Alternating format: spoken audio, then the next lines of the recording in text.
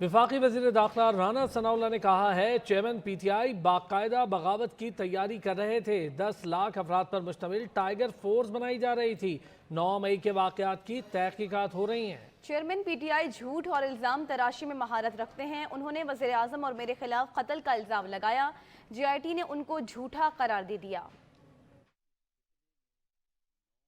मुल्क के अंदर एक प्रोपेगंडा शुरू किया और ये प्रोपेगंडा जो है इमरान खान नियाज़ी ने और उसकी पार्टी ने किया।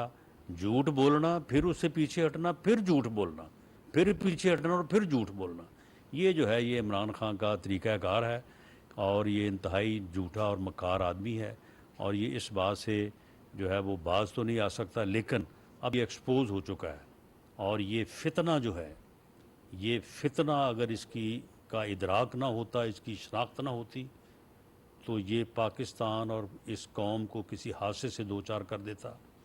इस फितने ने 9 मई को अपने अमल के ज़रिए से खुद ही कौम को जो है वो अपनी शनाख्त करवाई और कौम ने वो शनाख्त जो है वो बहुत ही मुस्बत बेहतर अंदाज से की और उसमें कोई शक शुबा जो है वो नहीं रहा।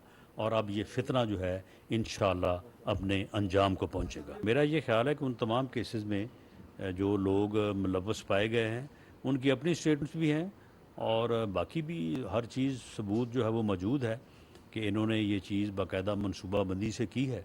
तो उन तमाम केसेस में मैं समझता हूँ कि ये लोग मुलव्वस पाए गए हैं।